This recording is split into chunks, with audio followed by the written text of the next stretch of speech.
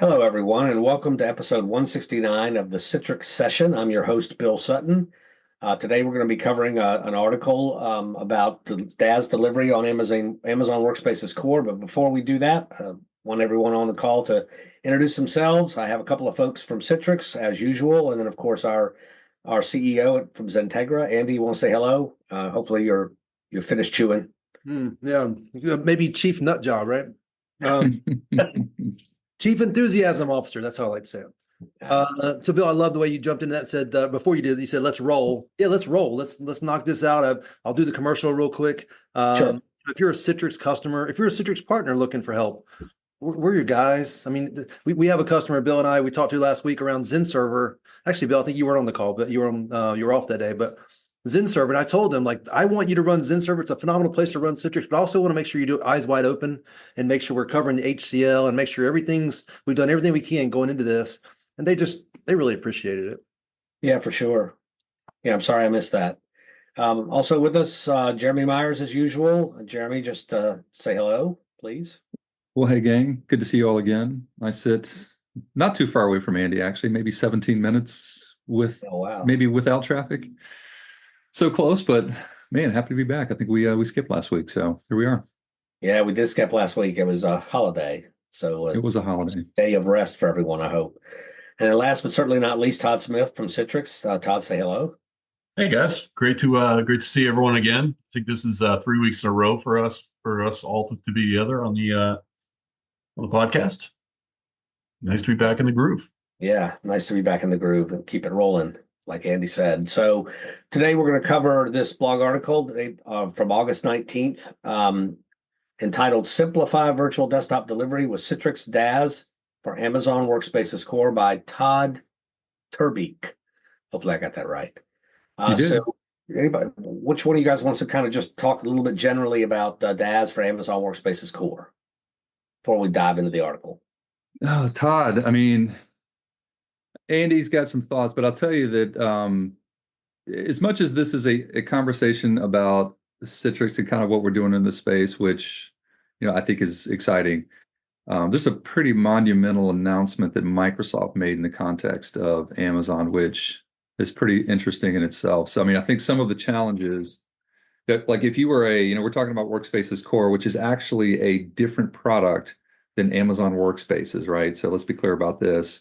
There were some challenges to running something as simple as Microsoft Office in Workspaces. So, I think what this integration does, honestly, in this announcement with Microsoft and the ability to run Microsoft 365 applications inside of a desktop that is being constructed, I guess, sort of hosted in Workspaces Core. So we'll get into the minutia around kind of what we're doing here, but that is a big freaking deal because that's not always something that Microsoft has allowed. And so when they announced this piece of this last year, it was a pretty big announcement between Amazon and Microsoft, which sounds a little bit counterintuitive, but if you think about what Microsoft's business is, as much as it's Azure, I mean, there's this Office piece, and it's really, how do we grow that business as well?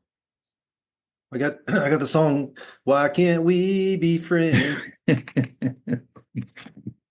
Did that sound as good to you guys as it did to me? Because it sounded pretty good myself. I'm just glad we recorded that because I'm going to come back to that one. It's going to be fun.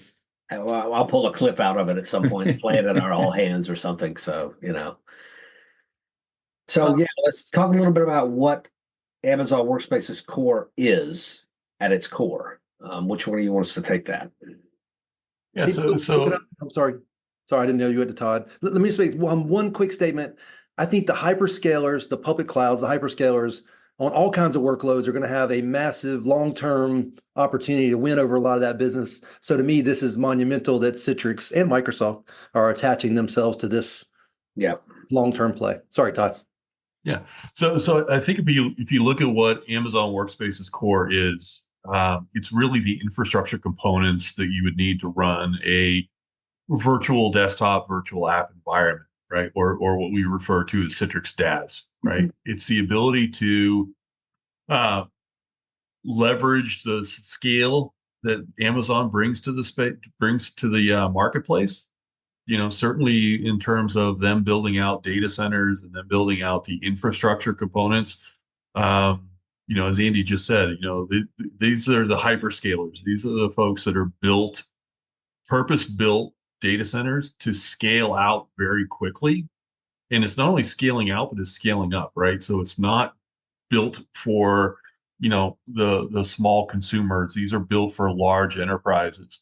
The benefit here is that it brings a lot of those Citrix management tools into play.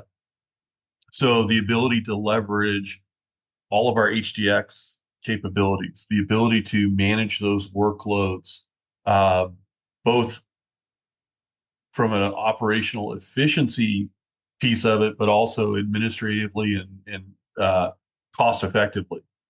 And the biggest thing is, this is a partnership with not only Citrix and Amazon, but also a partnership that involves, like Andy said, bringing in Microsoft into the play.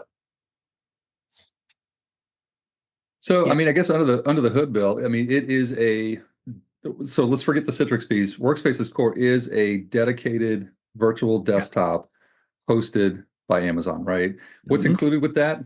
The consumption, right? So if you go out to their website right now, you can see that, listen, there's different iterations of this, how many CPUs, how much RAM do you want, how much storage, things like that. But at the end of the day, what it is, you can buy by the hour, or you can just commit to a monthly price, which I think is what a lot of folks are looking for, simply because now I can predict if I'm doing dedicated desktops.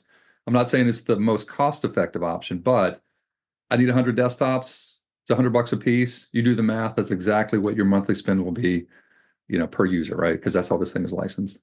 Yeah, and I think one of the other things from what I've read about it is it comes with packaged, well, not packaged, but pre-built Amazon Workspaces Core images that you can, from a gallery or a library, that you can leverage if you want to, as a starting point for building your own custom image, or you can use them natively. I think some of them have the M365 apps already installed. You have to have your own license, of course. But that's a huge advantage to having pre-built images out there that afford a really good starting point for customers. This shows up Amazon Workspaces Core, basically just like leveraging Citrix DaaS. It's another resource location within your environment. So if your customers want to use that for certain types of use cases, and then they want an on-prem environment as well, Citrix can manage that for you. Like Jeremy said, there's a pretty flexible pricing associated with this.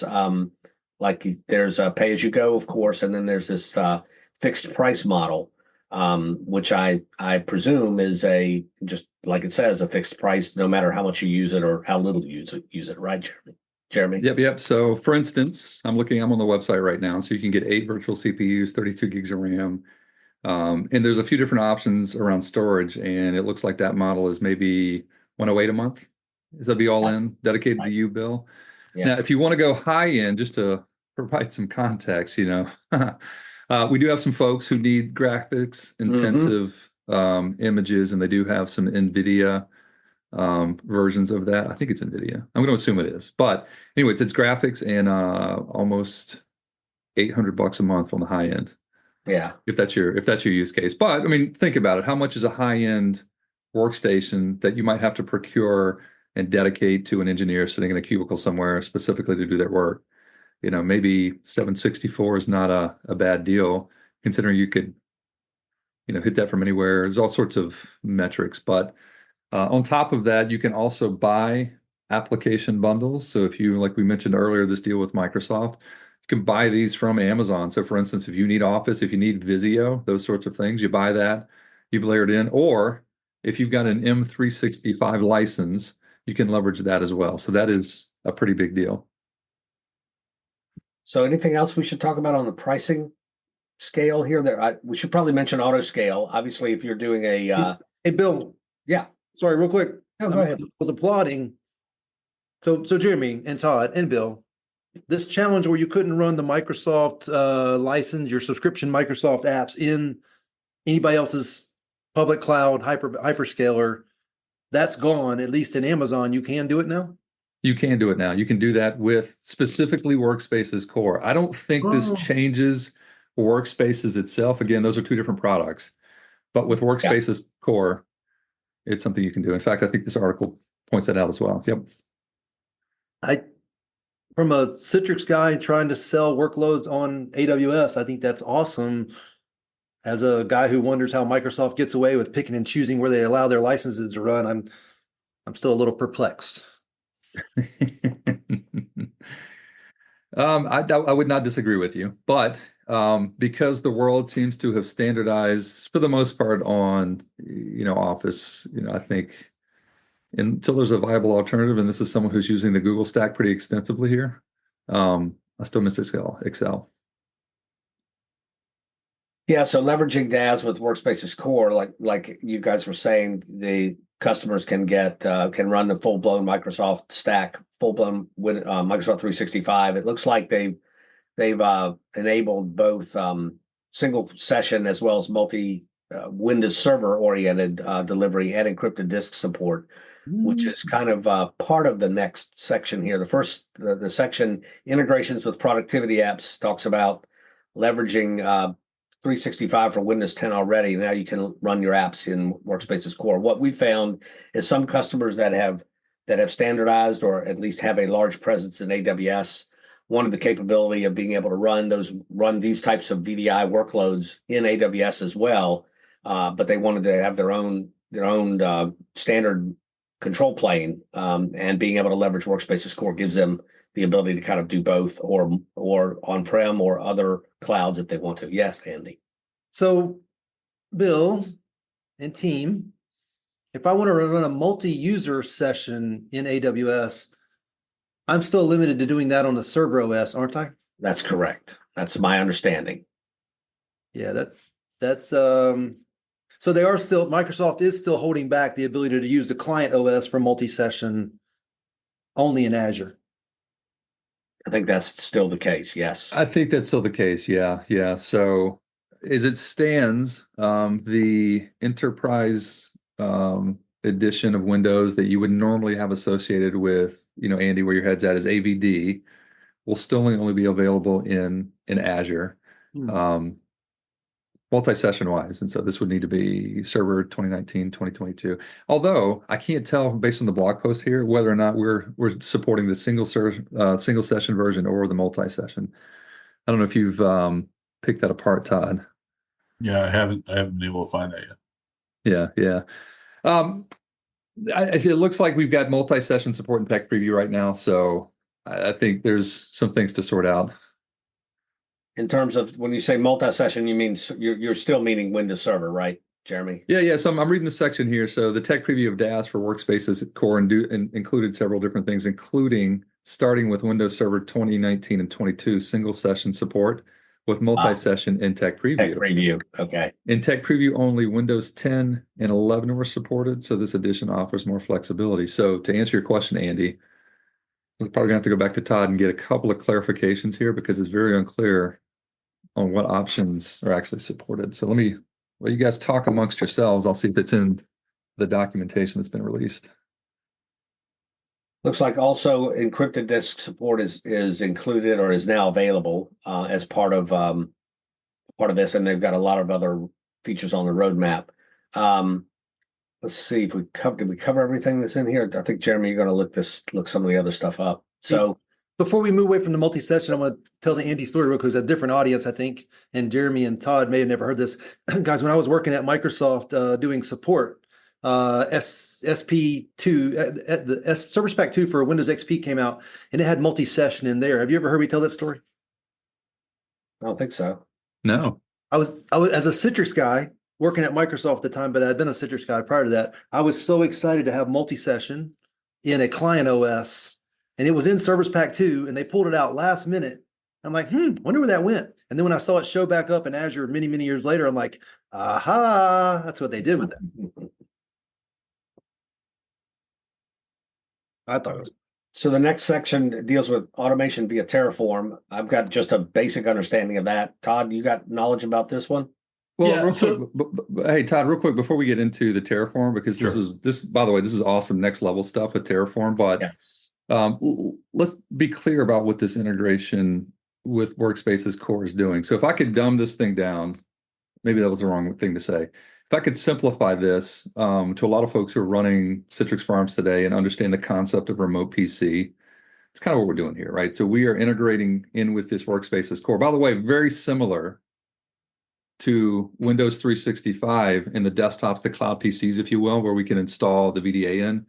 We're extending into our Workspaces core desktop 2 or 3 different things. Number one, we're adding HDX. So when you think about what you get with HDX, you get all of the, and Todd alluded to this, all the policies, all the flexibility with the protocol itself in terms of bandwidth management, because we're replacing, and I forget what protocol that core uses, but we're replacing the protocol itself. We're adding in the policies. It integrates in with, Andy's got both hands up. It integrates in with the analytics platform as well. So now we're pulling information about the desktops and feeding that into the analytics engine that we host at Citrix. Anything that you're doing with a VDA, with something sitting in Azure on-prem in the data center, now we're extending out to core, and you can app protection again something else you can't do in core that we can extend out to Right. a workspace.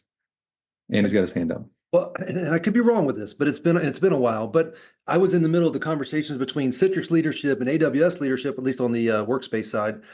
And one of our friends, won't name his name here, was brought in to help advise that.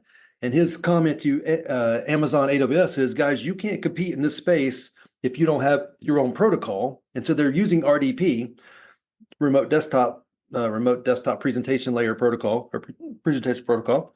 And so, Jeremy, your thing you glossed over briefly in some of that comment, and the rest of it was very valuable too, is the fact that without this, Amazon doesn't have a powerful protocol to use. That's the number one thing, in my opinion. There's a lot of management stuff too, but the number one thing that Citrix brings to it is that, top of the line protocol to be able to have happy users.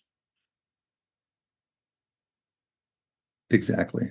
Absolutely. I would totally agree. Yep. All right, Todd, you want to talk about Terraform and automation for us? Sure. Yeah. So I think one of the things that a lot of customers are being challenged with is the amount of time it takes to prepare and present a solution to an end user, right? And this is the most recent manifestation of slow logins, right? It's not always the login time, because you think about what happens when you were logging into a PC. It was the boot time. It was the time to prepare the operating system, to prepare the desktop, all of those things.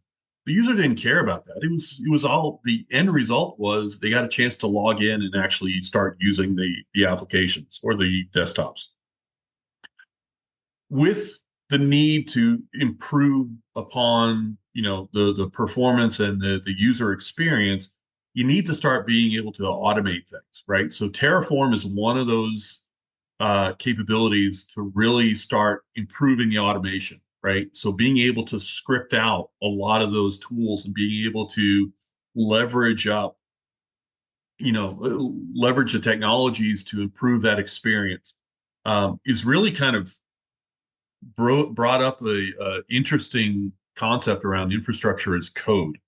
And that is, don't have everything pre-built and sitting there waiting for the user, but be able to build it as quickly as possible, kind of on the fly, and be able to do that in such a way that everything the user would need is available to them in the form of this system that you're presenting to them, right? So being able to say, hey, you know what, I need to have the following settings, the following configuration, I need to have the following hardware put together, right? It's the assembly model for this, but it's being done kind of in a just-in-time model of building these infrastructures out.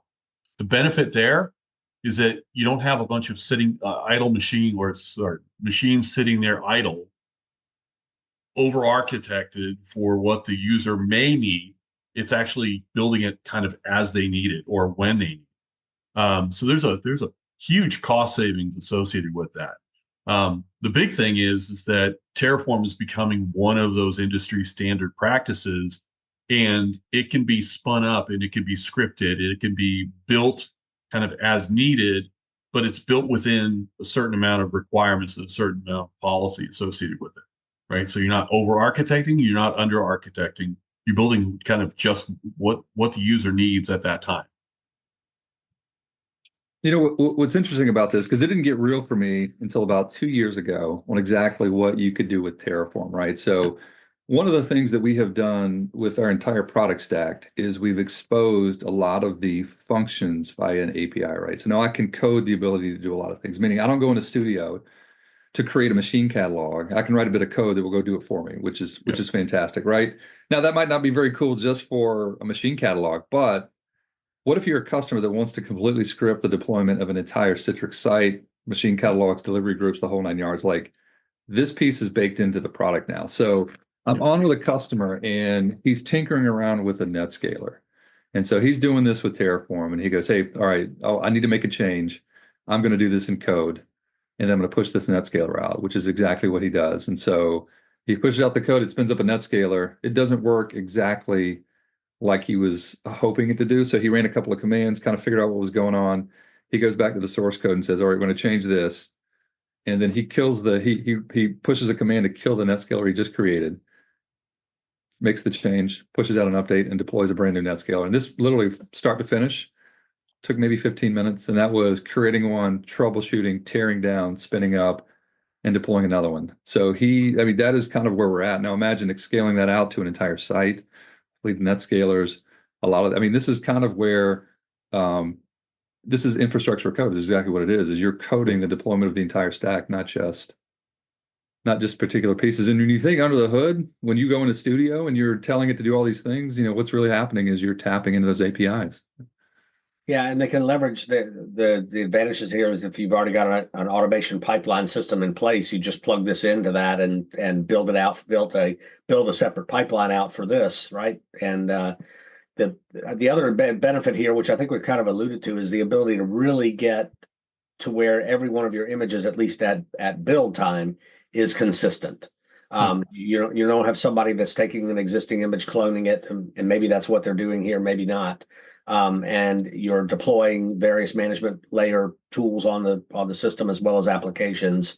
The ability to get it to the point where everything is uniform, at least when it's initially built. Any other comments on Terraform automation? I think this is really up, like you said. I think Jeremy, one of you guys said next level technology. There's a video in the blog I watched it. It was very interesting.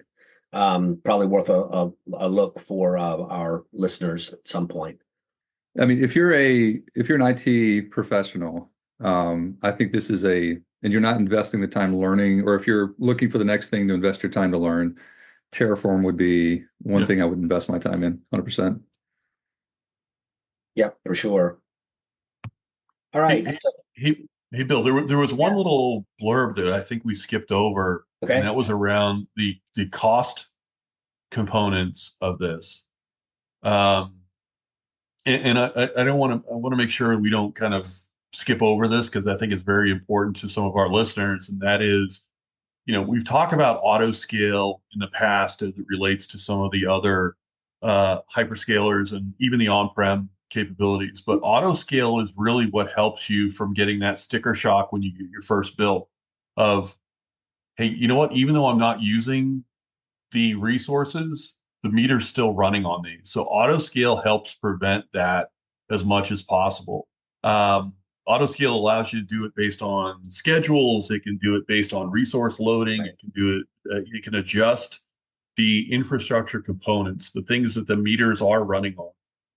It can adjust that as needed based on consumption, current consumption, and current resource loading, as well as becoming a little bit more predictive when you start saying that if my user community is part of a shift working mentality where they have work schedules, let's not leave the machines up and running 7 days a week, 24 hours a day. If all we need it for is those 5 days a week, 8 or 9 hours a day. Huge benefit there, right?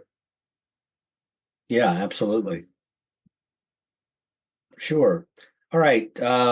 So we're at the end of the article. Citrix and Amazon better together kind of summarizes the concept here of being able to deliver cost-effective VDI solutions to users and be able to bring their own license to and deploy Office 365. There's some product documentation and an AWS blog and a related podcast with AWS to learn more about this.